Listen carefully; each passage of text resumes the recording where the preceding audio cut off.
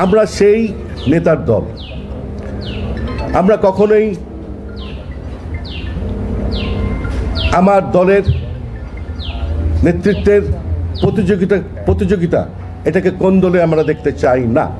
প্রতিযোগিতা থাকতে পারে, এটা প্রত্যেকটি দলে আছে, বাট শান্তিপূর্ণ একটা পদ্ধতির মাধ্যমে যেটাকে সবাইকে মেনে নিতে হবে। আমরা আমার ভাই আমার লোক এই কৃষ্টি থেকে বের হয়ে এসে আমরা সবাই শহীদ জিয়ার সৈনিক এবং তারেক রহমানের হাতকে শক্তিশালী করার জন্য একটা ঐক্যবদ্ধ বিএনপি দেখতে চাই। সাবেক জেলা বিএনপির সভাপতি জনাব আলহাজ কাজী আলাউদ্দিন আমাদের মাঝে।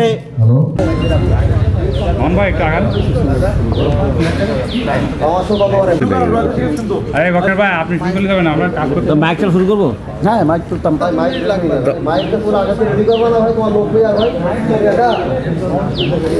ছিল।